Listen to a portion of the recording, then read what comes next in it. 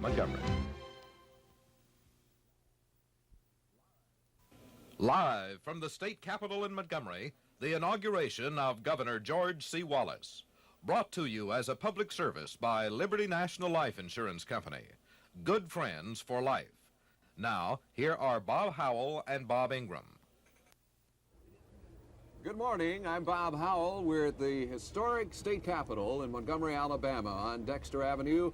Bob Ingram, my colleague. A lot of things are going to be happening here today on Inauguration Day, the fourth time that George Wallace will take the oath of office. History will be made. We say that so often, and I'm afraid many times we don't realize the enormous significance of what's happening today, Bob. Never, ever in the history of Alabama has this occurred, where one man has been elected to a fourth term as governor.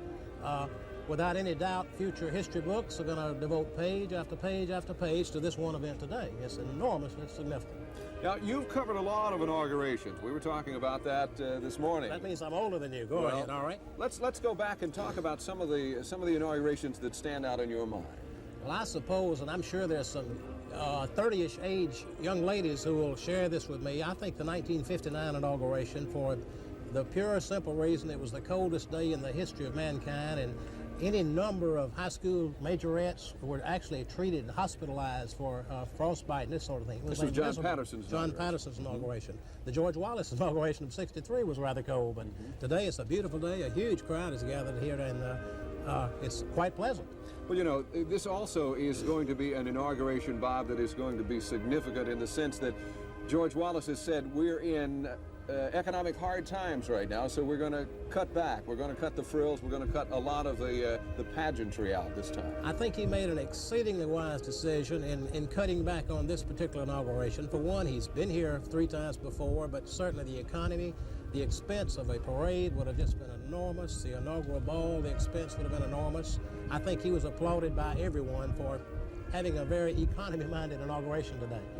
Let's tell everybody exactly what they can expect to see here today. We're starting out now at 11 o'clock. At 11:15 this morning, there will be an inaugural concert, which will be featuring the 151st Air Guard band here, the National Guard band. At 11:30 this morning is when the actual ceremonies themselves will begin. And also, along the way, there will be speeches. And you said that this is a first also, as far as you can remember, for having non-gubernatorial people being involved in the speeches. Any number, well, all of the state officials who were elected in November or re-elected will be sworn in today, but in addition to that, both Attorney General Braddock and Lieutenant Governor Baxley will have remarks. I suspect they will be quite brief, but this is a slight variance from the past when it's been the governor's program. He is sharing this today with the other state officials. I think it's kind of nice. Also, Governor Wallace is expected to make quite a lengthy speech, I guess you would say, as far as speeches go. Yes, you may remember 4 years ago, Governor James had a rather brief speech, but normally it's most incoming governors use this as a forum, and it's a good one to outline their plans for the next 4 years. And as we know, having scooped it, we know what this speech is about. It's going to be heavy on the economy, as we would expect it to be. We're going to find out more about what's happening here at the steps of the state capitol in Montgomery, Alabama, in just a moment.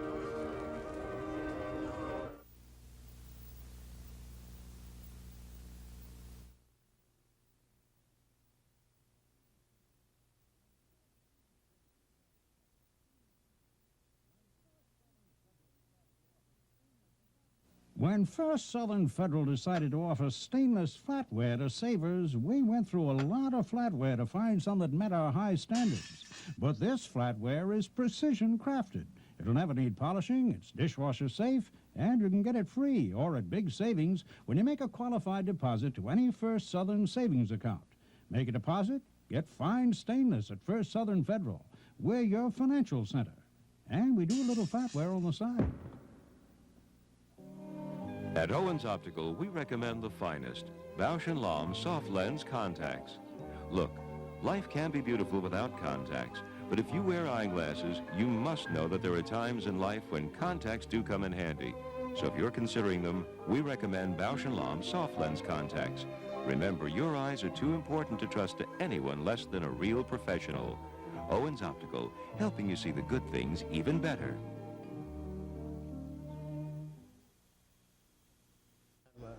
The fourth term begins.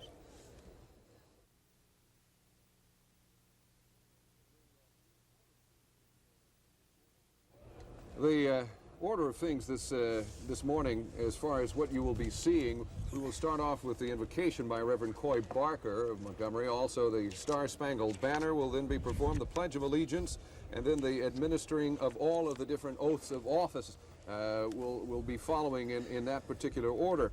But right now, we're going to go back into to this very same location at the steps of the state capitol 133 years ago. The first gubernatorial inauguration to be held in Montgomery was on December 17, 1849, and it was surely one of the most unusual inaugurations in state history. A couple of years before, after years of bitter debate, the state capitol was permanently located in Montgomery. On December 14, 1849, only 3 days before Henry Collier was to be inaugurated as governor, a mysterious fire destroyed the new Capitol building.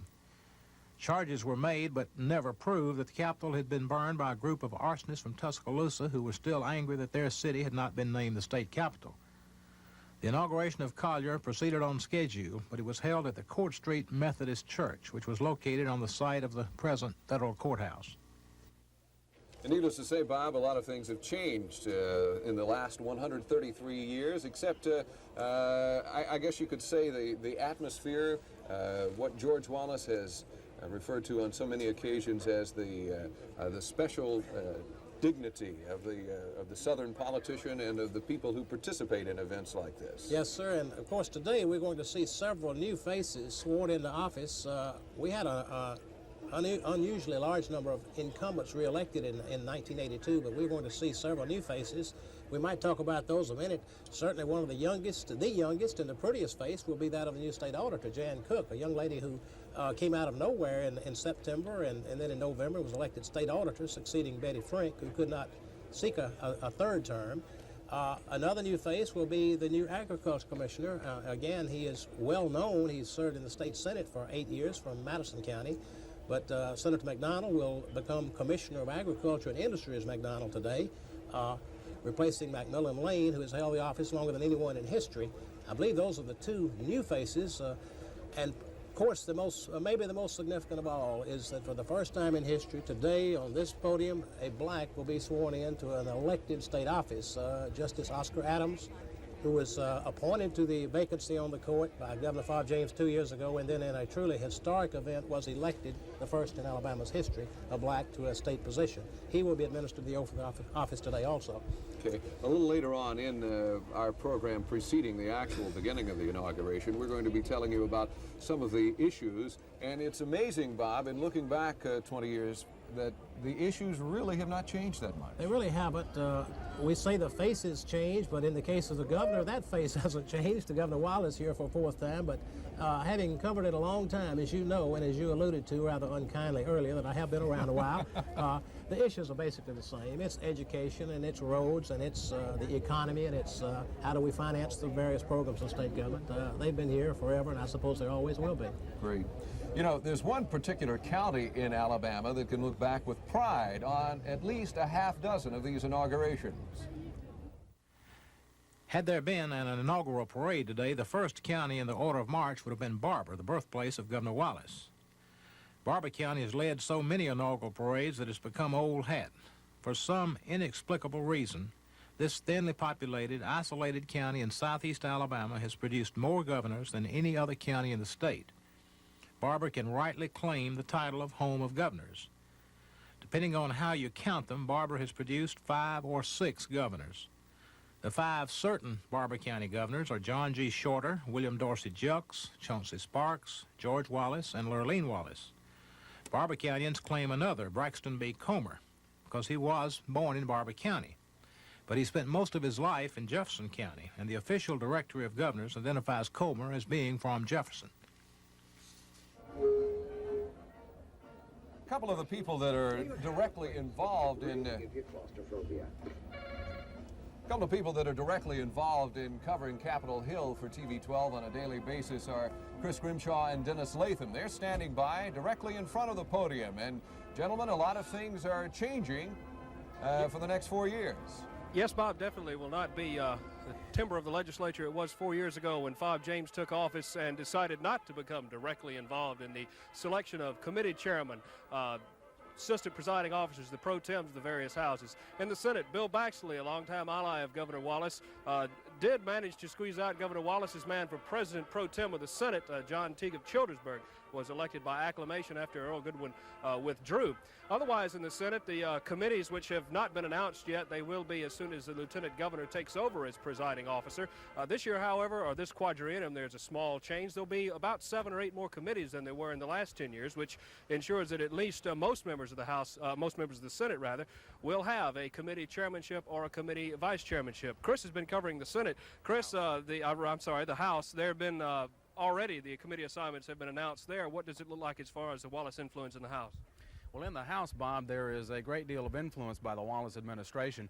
In the past, there had been the tradition that the governor would appoint every other committee chairmanship, and during this year, it appears that Mr. Wallace has had a great deal of influence in all of the committee chairmanship appointments, which gives him a great deal of influence in the House. And already with the appointments that were announced last week, there is the appointments that were made, including the Speaker of the House, which was the man which was given the nod of approval by Governor Wallace, which was Tom Drake of Coleman as Speaker. When the committee appointments came out, all of the committee chairmanships reflected the type of Wallace influence that is in the House for labor, for education, and also for the various groups that have given support to Governor Wallace during this latest campaign. So there shouldn't be too much of a problem for Governor Wallace to get his platform and his programs through in the House, and will be a good opportunity to see how Governor Wallace's platforms do, since he won't have too much problem in the House. Very much. Chris Grimshaw and Dennis Latham, the men on Capitol Hill. We'll be back with more in a moment. Inaugural coverage is coming to you live from Montgomery.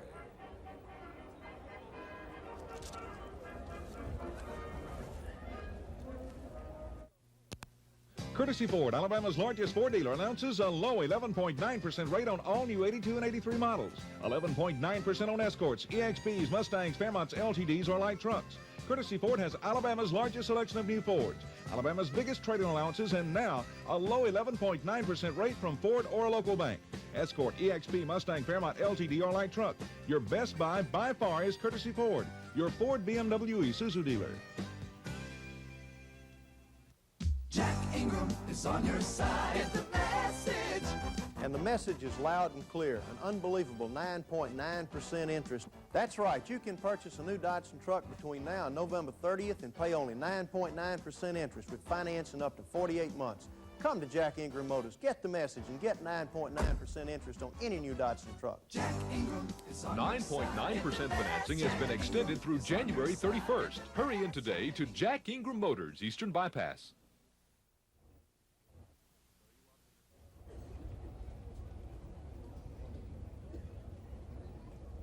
We're back live at the base of the state capitol in Montgomery. The question has been asked, where did all of this begin for George Wallace? Well, we've prepared a short biographical account of Alabama's most prominent political figure. Born in a Scottish legacy on August 25, 1919, George Wallace was the first child in the family of George and Moselle Wallace of Clio, Alabama, in Barber County.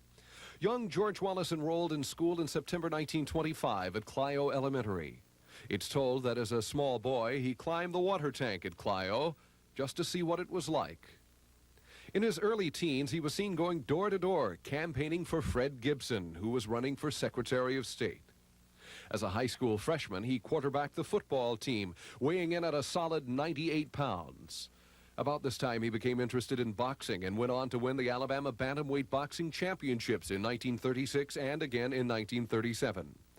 He also had time to serve as president of his senior class at Barber High School and as a page in the state senate.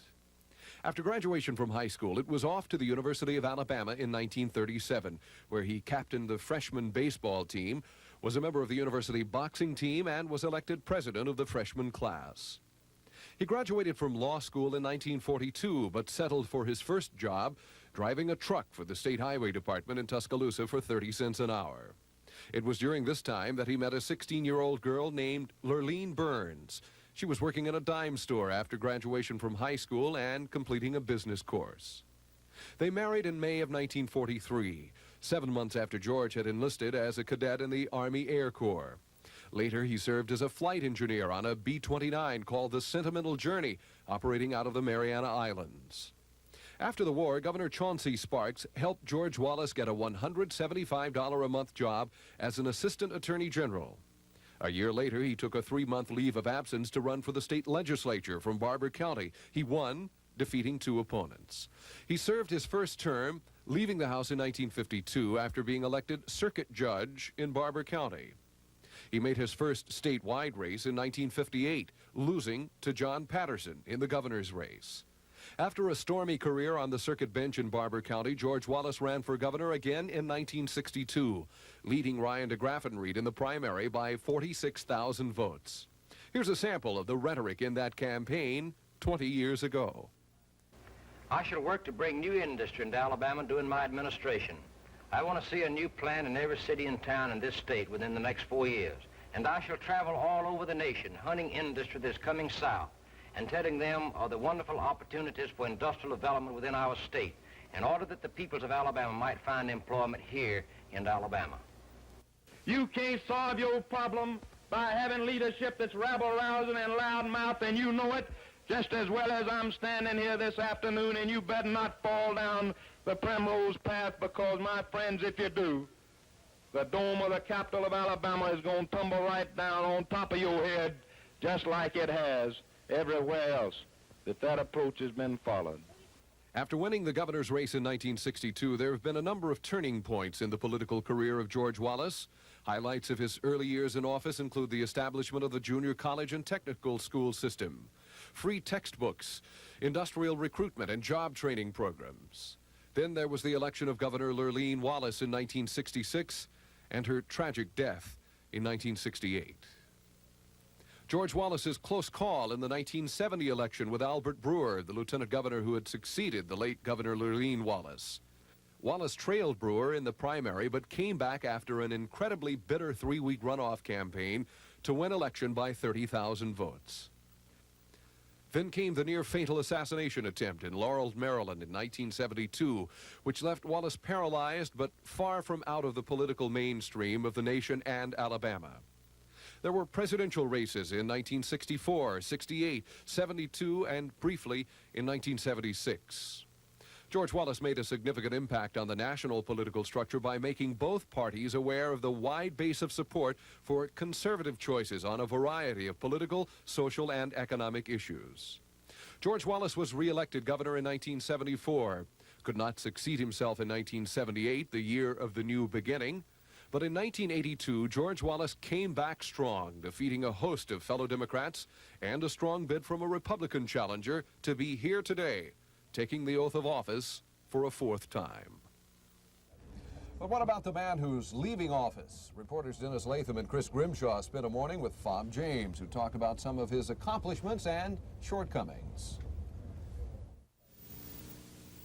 Budget isolation passed. I believe the people vote on it next year. The crime package, we campaigned for it, we passed it, and you know the story on that. Stage is set for that to be run right back through. The Constitution was a serious mistake I made early on. To introduce an entire new constitutional special session with budgets was a strategic error on my part. I should have picked the several areas that I wanted to amend and come back in special session, isolating them to amend it. You're absolutely right on the fringe benefit package. We did not get that modification. We got in education, we got the chancellor system through and divided education between K through 12 and the 2-year schools, which I thought was a major reform package. We also got legislation passed that did remove the tax on drugs, not on foods. We were able to get one-stop permitting and the environmental system in one package. You mentioned biannual budgeting. We failed to do that. I am interested in what the current Senate is talking about. I hear them discussing some form of biannual budget. That's the case where I think we put it out there, and it's a seed that may sprout here before 1983 is out, from what I understand is going on in the new Senate.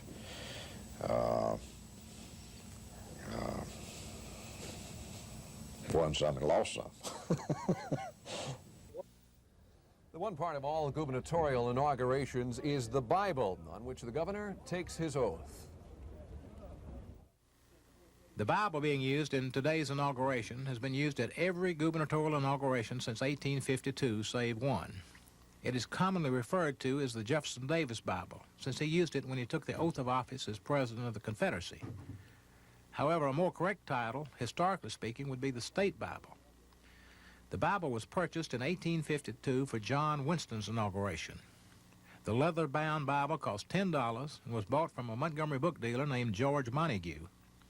Governor Winston earned a footnote in history in that he was the first native-born Alabamian ever to be elected governor. The only time this Bible was not used in an inauguration was in December 1900. The new governor, William J. Samford of Opelika, was gravely ill, and he was administered the oath of office in his bedroom in Opelika by his son.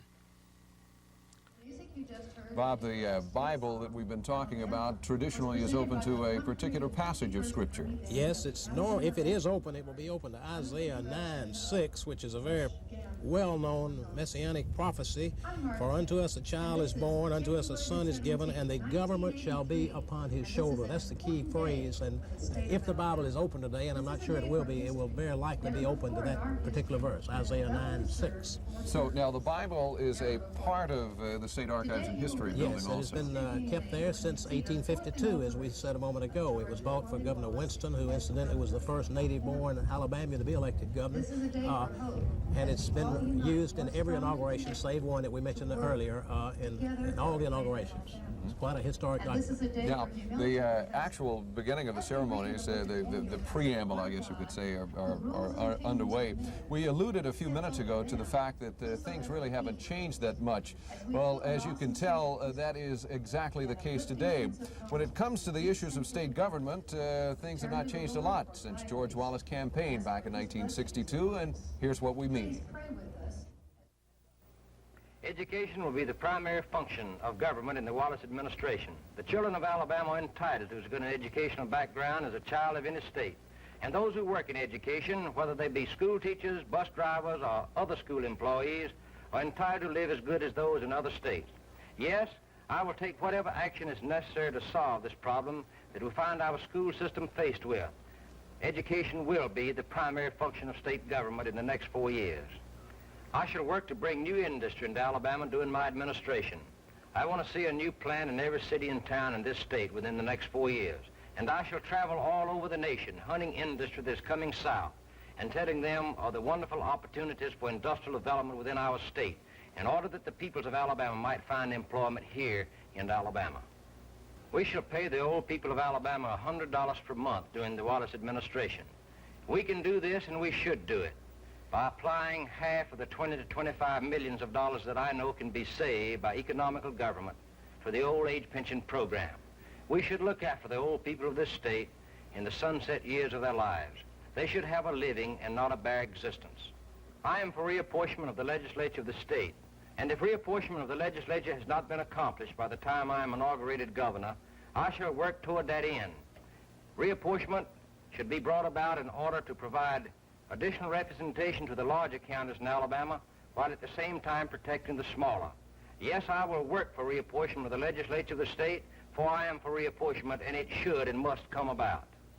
If you will support me in the race for governor, I will give you my word that we will have 4 years of honest government, progressive government, sober government, and government dedicated to the traditions and customs of the peoples of this great state. Yes, this is a great and magnificent state. We have a great heritage, and we have a great future, and we have a great destiny.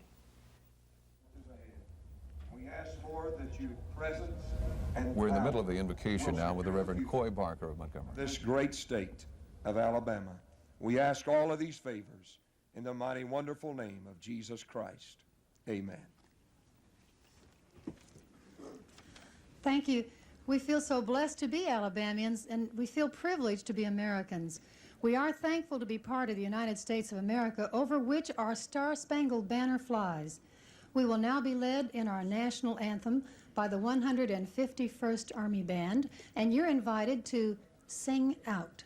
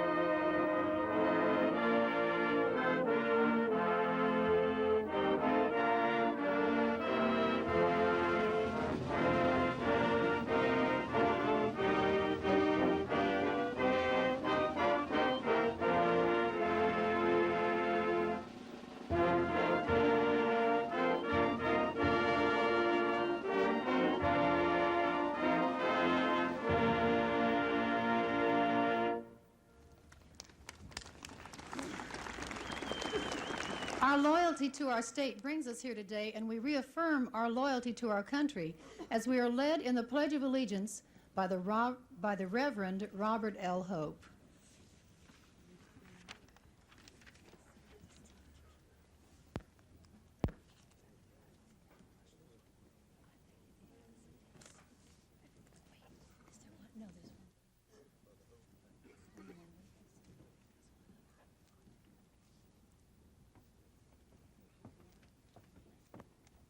Pledge the allegiance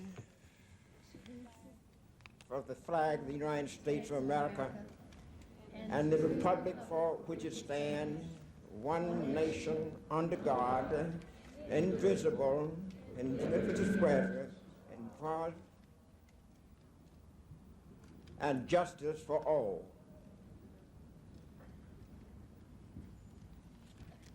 Thank you.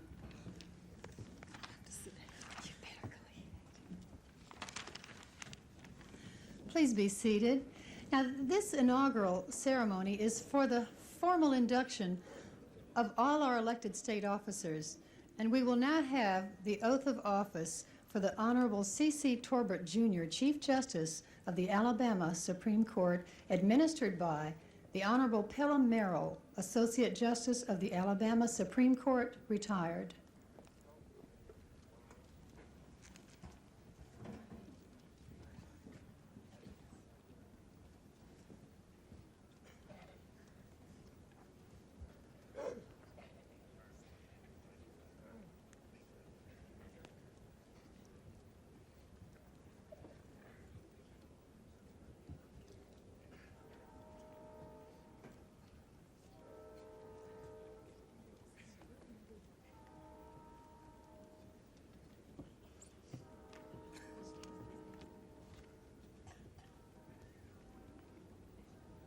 Place your left hand on the Bible, raise your right, and repeat after me.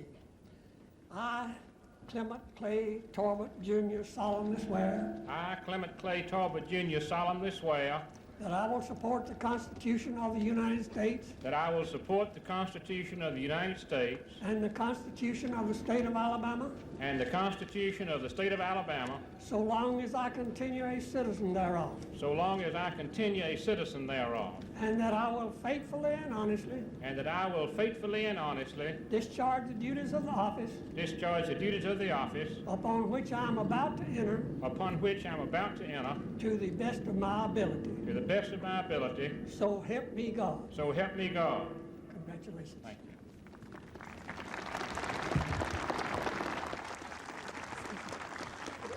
Thank you. Chief Justice C.C. Torbert, Jr. will now administer the oath of office to the Honorable Jan Cook, Auditor. Chief Justice Torbert. asked the Honorable Jan Cook to come forward for the purpose of taking the oath of office.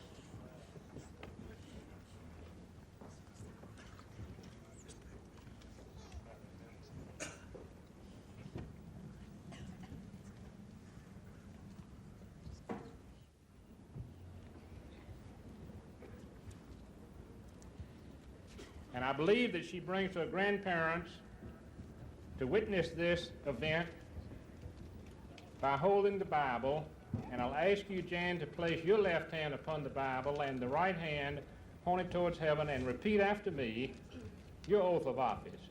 I, Jan Cook, I, Jan Cook, do solemnly swear do solemnly swear that I will support the Constitution of the United States that I will support the Constitution of the United States and the Constitution of the State of Alabama, and the Constitution of the State of Alabama, so long as I continue a citizen thereof, as long as I continue a citizen thereof, and that I will faithfully and honestly and I will faithfully and honestly discharge the duties of the office discharge the duties of the office upon which I'm about to enter, upon which I am about to enter, to the best of my ability, to the best of my ability. so help me God. So help me God. Congratulations to you. Thank you, Judge. This live coverage of inauguration festivities and ceremonies for the governor of the state of Alabama, George Wallace, is being brought to you as a public service by Liberty National Life Insurance Company. Your good friends at Liberty National will give you the best in personal service. We'll be back after station identification. Coming your way tomorrow, Phil explores Christian attitudes about sex and love. Join us for Donahue, weekdays at 8 on TV 12. Welcome to Carriage House Interiors. At our new location, you will see beautiful furniture and accessories displayed in our individual room setting. Try the luxurious sectional sofa with the reclining chair in each end section, or a smart dining collection from Thomasville. Perhaps your rooms need the touch of lovely accessories. Let one of our designers suggest the best ones for your home or office. Shop with us this week at Carriage House Interiors, next to the courtyard on the Eastern Bypass. Courtesy Ford, Alabama's largest Ford dealer, announces a low 11.9% rate on all new 82 and 83 models. 11.9% on Escorts, EXPs, Mustangs, Fairmonts, LTDs, or light trucks. Courtesy Ford has Alabama's largest selection of new Fords, Alabama's biggest trade-in allowances, and now a low 11.9% rate from Ford or a local bank. Escort, EXP, Mustang, Fairmont, LTD, or light truck. Your best buy by far is Courtesy Ford, your Ford, BMW, Isuzu dealer. WSFA Television, Montgomery.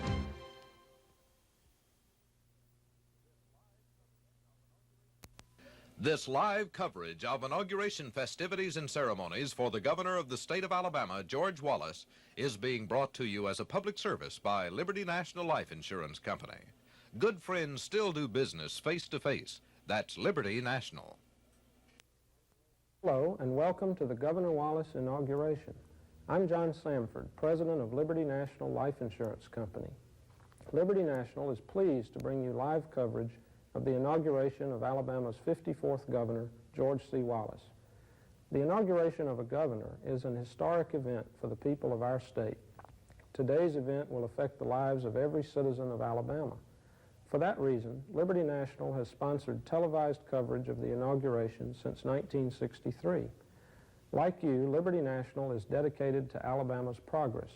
We have a vital interest in our state and its citizens. More than half the people of Alabama are protected by our insurance policies, and more than 2,400 Alabama citizens are employed by Liberty National. We're grateful for the opportunity to serve you in our business and for the opportunity to bring you this historic event. On behalf of Liberty National, we welcome you and hope you enjoy the inauguration.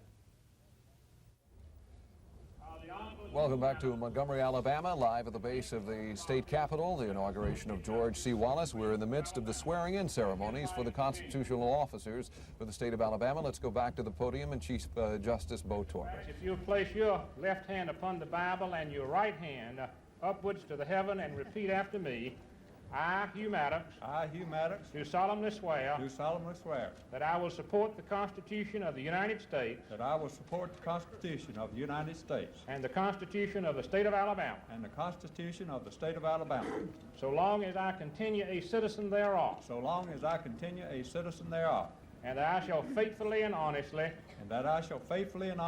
discharge the duties of the office upon which I am about to enter to the best of my ability, so help me God. So help me God.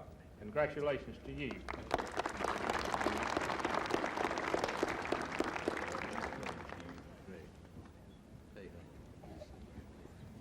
Now I'd like to recognize and introduce the Honorable Sam Beatty, Associate Justice of the Supreme Court of Alabama, and his wife, Mrs. Beatty. Justice Beatty, if you will place your left hand upon the Bible and your right hand upwards and repeat after me. I, Sam Beatty. I, Sam Beatty. Do solemnly swear. Do solemnly swear. That I will support the Constitution of the United States. I will support the Constitution of the United States. And the Constitution of the State of Alabama. And the Constitution of the State of Alabama. So long as I continue a citizen thereof. So long as I continue a citizen thereof. And I shall faithfully and honestly. And I shall faithfully and honestly. Discharge the duties of the office. Discharge the duties of the office. Upon which I am about to enter. Upon which I am about to enter. To the best of my ability. To the best of my ability. So help me God. So help me God. Congratulations to you.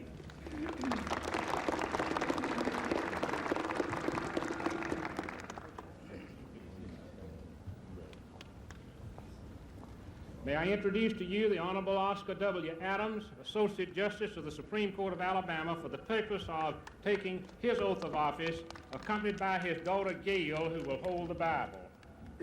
You'll place your left hand upon the Bible and your right hand pointing to the heavens and repeat after me. I, Oscar W. Adams. I, Oscar W. Adams. Do solemnly swear. Do solemnly swear that I will support the Constitution of the United States. That I will support the Constitution of the United States. And the Constitution of the State of Alabama. And the Constitution of the State of Alabama. So long as I continue a citizen thereof. So long as I continue a citizen thereof. And I shall faithfully and honestly. And I shall faithfully and honestly. Discharge the duties of the office. Discharge the duties of the office. Upon which I am about to enter. Upon which I am about to enter. To the best of my ability. To the best of my ability. So help me God. So help me God. Congratulations to you.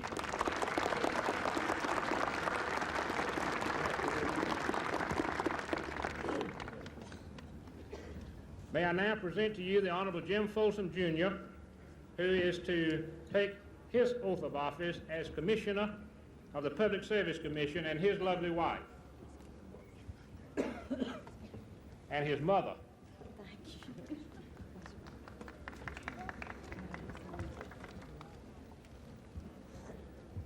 His left hand upon the Bible and his right hand pointed upward. Repeat after me. I, Jim Folsom, Jr. I, Jim Folsom, Jr. Do solemnly swear. Do solemnly swear. That I shall support the Constitution of the United States. That I shall support the Constitution of the United States. And the Constitution of the State of Alabama. And the Constitution of the State of Alabama. So long as I continue a citizen thereof. So long as I continue a citizen thereof. And I will faithfully and honestly. That I will faithfully and honestly. Discharge the duties of the office. Discharge the duties of the office. Upon which I am about to enter. Upon which I am about to enter. To the best of my ability. To the best of my ability. So help me God. So help me God. Congratulations to you, Jim Folsom.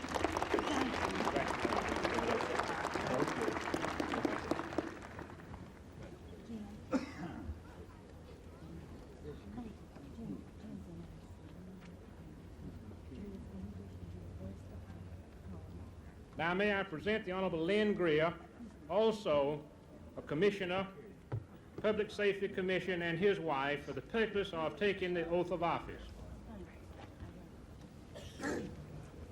Place your left hand upon the Bible and your right hand pointing towards the heaven, and repeat after me. I, Lynn Greer. I, Lynn Greer. Do solemnly swear. Do solemnly swear. That I shall support the Constitution of the United States. That I shall support the Constitution of the United States. And the Constitution of the State of Alabama. And the Constitution of the State of Alabama. So long as I continue a citizen thereof. So long as I continue a citizen thereof. And I shall faithfully and honestly. and I shall faithfully and honestly discharge the duties of the office upon which I am about to enter to the best of my ability. So help me God. Congratulations to you, Lynn. Inaugural coverage is coming to you live from Montgomery.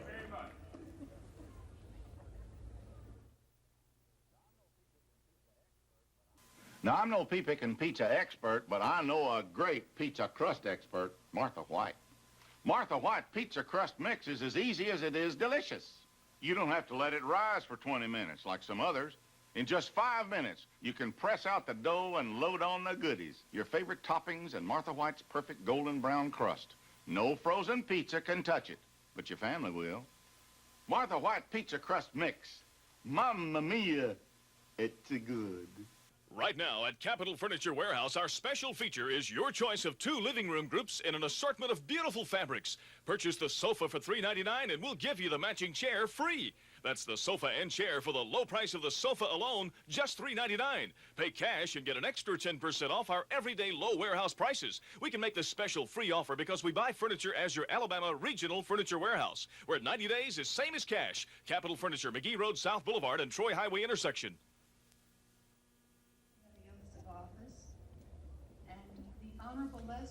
We're back with the inauguration ceremonies. Marge Payne, the Mistress of Ceremonies, introducing now the Honorable Don Siegelman for his oath of office.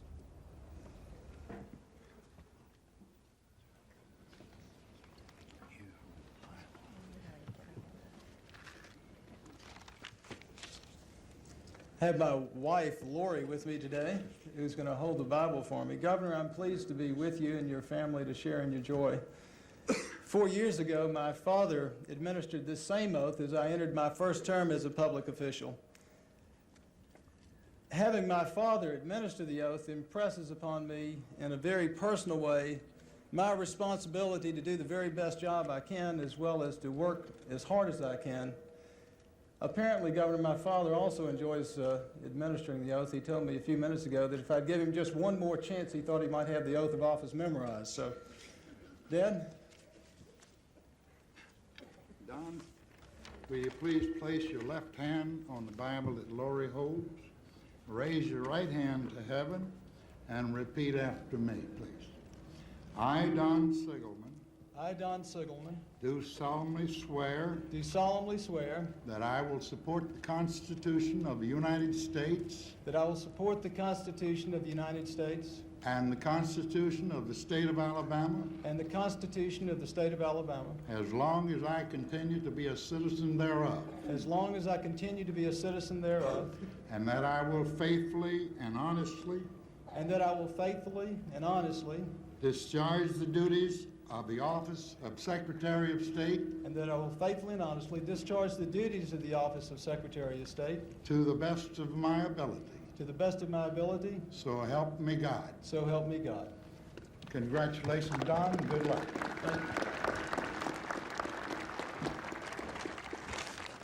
Lieutenant Governor Baxley, Speaker Drake, I am optimistic that the legislature will accomplish a great deal during the next 4 years. I'm also pleased that we have already begun working together to solve some of Alabama's election law problems. Governor, I look forward to working with you during the next 4 years to help implement some common sense solutions to some of Alabama's more critical problems, such as unemployment.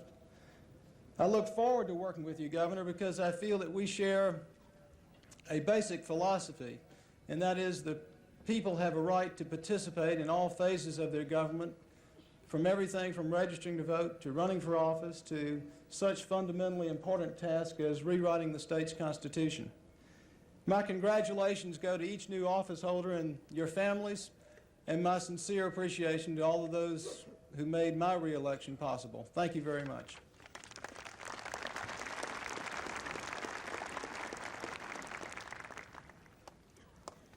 The Honorable Charles A. Graddick, the Attorney General, will have the oath of office administered to him by the Honorable Daniel McCall, Jr., Justice of the Alabama Supreme Court, retired, after which Attorney General Graddick will address us briefly.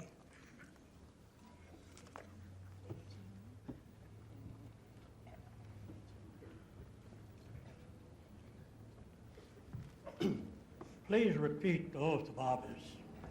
I, Charles A. Graddick, I, Charles A. Graddick, solemnly swear solemnly swear that I will support the Constitution of the United States that I will support the Constitution of the United States and the Constitution of the State of Alabama, and the Constitution of the State of Alabama, so long as I continue a citizen thereof, so long as I continue a citizen thereof, and that I will faithfully and honestly and that I will faithfully and honestly discharge the duties of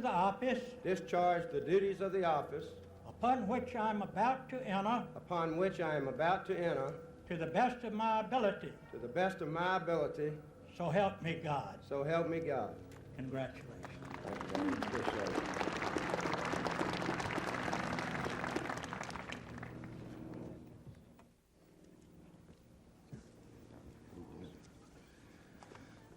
Governor Wallace, Governor James, Governor Patterson, Lieutenant Governor Baxley, Judge McCall, my fellow Alabamians, as I look out at each one of you here, I know that I am the most fortunate person in the state of Alabama today, not because of the office to which you've re-elected me, but because of the tremendous support that you have given me over the past 4 years and because of the friendships that I have made.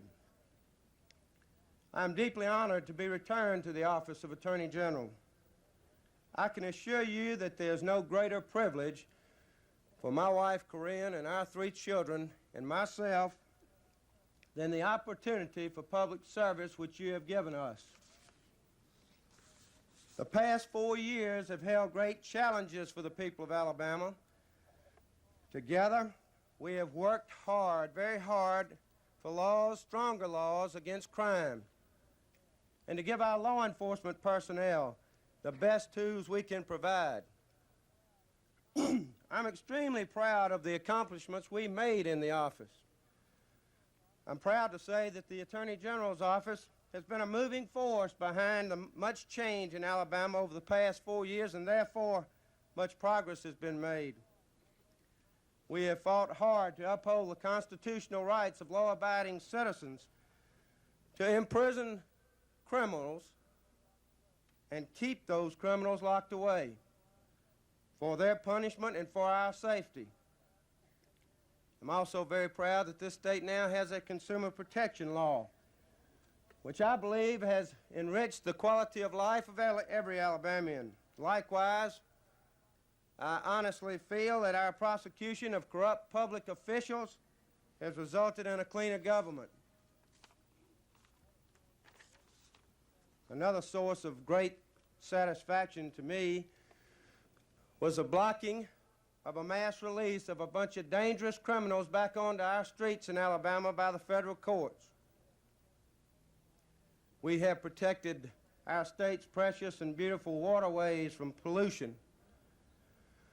We have encouraged the clean use of our natural resources to provide the jobs that Alabamians need so desperately. The safety of your children and my children who attend our fine public schools in Alabama has been of great concern to me, and we have provided the means to remove health hazards from their classrooms. These and many other programs to improve the safety and well-being of Alabamians have been our common goals, and I think together we've accomplished some great things. We've made a start, but it's only a start. We've made a good start toward the people of this state having a safer and more comfortable place to live. But much work lies ahead in the next 4 years, and I pledge to you that I will continue everything that we've started. Today, though, is not only a day for looking back over the past 4 years, more important, it's a day for looking forward to the next 4 years ahead. I begin this new term of office with great anticipation and expectation. For while we cannot deny that Alabama has more problems than she desires, We also know that she has more answers than she has used. As we travel through the 1980s, our greatest challenges lie in our ability to recognize the problems and realize our ability to solve them. I pledge my full and unstinting support to Governor Wallace and to Lieutenant Governor Bill Baxley, to the members of the Alabama legislature, and to all of the people of this state as we today renew the processes of government. As I have traveled across Alabama during the past 4 years, I have been tremendously impressed with the extraordinary people that live in our state. Alabamians have a great deal of pride and common sense, and they are willing to work very hard. They expect from their public officials the same effort and honesty, and they should receive no less. I firmly believe that there is nothing that cannot be overcome and no goal that cannot be reached if we work together. I ask you again, as I did 4 years ago, give me your advice, your support, your prayers during the coming term of office. My heartfelt thanks to each of you for making it possible for me to be here today and for being here to share today with me. I also want to invite each and every one of you to an open house in my office immediately following these ceremonies. Thank you again from the bottom of my heart for giving me what I consider the greatest job in Alabama. Thank you very much.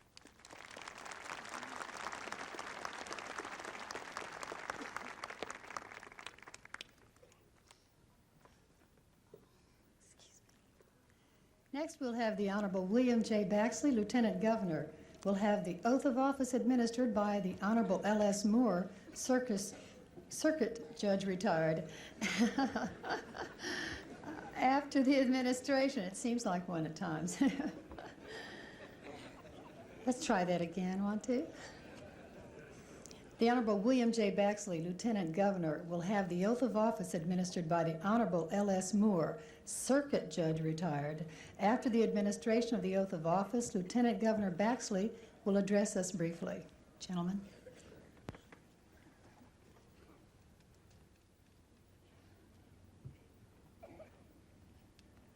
I present to you the Honorable William J. Baxley, Lieutenant Governor-elect of Alabama, and his lovely wife, who will be here with us. I now administer the oath of office to him. You place your hand on the Bible and raise your right hand, and repeat after me. I, William J. Baxley. I, William J. Baxley. Do solemnly swear. Do solemnly swear. That I will support the Constitution of the United States. That I will support the Constitution of the United States. And the Constitution of the State of Alabama. And the Constitution of the State of Alabama. So long as I continue a citizen thereof. So long as I continue a citizen thereof. And that I will faithfully and honestly. And that I will faithfully and honestly. Discharge the duties of the office. Discharge the duties of the office. Upon which I am about to enter. Upon which I am about to enter. To the best of my ability. To the best of my ability. So help me God. So help me God. Congratulations.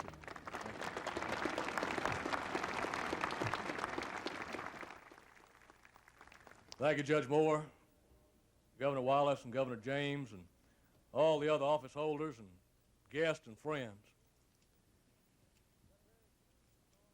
I've got very strong emotions about saying anything today because there's really not much that needs to be said. We're known and we're remembered so much more by what we do than by what we promise or what we say. But still, I suppose some remarks would be in order. This is primarily the governor's day. He's the quarterback. All the rest of us are bit players, perhaps blocking backs or whatever. I do want to pledge to Governor Wallace that I will cooperate with him in every way that I can, and to the other office holders that I will try to cooperate with them to the very best of my abilities. The remarks that I want to make have to do with what we read not just in this state, but in this nation. We read every day and hear every night on the news about the terrible condition of our state, or the terrible condition of our economy, or the terrible condition of our nation. It tends to make all of us a bit pessimistic when we hear this stuff over and over and over again, and certainly we're facing hard times. Everybody knows that. But I think when we read about the condition of the state, or the condition of this fund or that fund, too often we overlook the prime condition that we should be concerned about. And that's not the condition of something abstract, but the condition of the citizens, the individual citizens, if you please, that make up this state. And I'm much more worried going into this office about the condition of those people that are out of a job in Florence and in Gadsden and in Birmingham, and those people in Mobile, and those people on our farms from one end of this state to the other that are soon going to be out of a job because they can't make a living farming the land. And I think that we've got to pull together, every office holder and indeed the citizens, to do something about the condition of the people that matter. And that's the condition of these citizens, of these people that have made this country and this state great. I know all too often it's easy to not try to find a solution because you think the solution's too hard or it's out of grasp or out of reach. You might say, well, these problems are caused by something national or even international in scope, so there's nothing we can do about it here. But I submit to you that every problem in the history of this universe and every problem now has a solution. And it just might very well be, if we pull together in Alabama here, that we in Alabama may very well find the solution to these problems that affect us and affect our whole nation, and indeed our world. Let's work together to find a solution. We know one thing, that every child that is born and their children being born right now as I speak all over this world is continuing evidence that God is not yet discouraged with human beings, lest us don't get discouraged. Thank you for this honor. I'll try to serve to the best of my ability. Thank you. Inaugural coverage is coming to you live from Montgomery. It wasn't easy getting this crew to try a caffeine-free cola. They didn't want to give up taste, and they didn't with new Pepsi Free. Leave it to Pepsi to make caffeine-free cola taste this terrific. Pepsi Free. There's regular and sugar-free with 1 calorie. I knew they'd like it. The taste is positively Pepsi and it's caffeine-free. Positively Pepsi-free. Pepsi-free. RCA, Litton, Kelvinator, all at warehouse prices at Bill's TV Warehouse. RCA 8-hour video recorder, $469.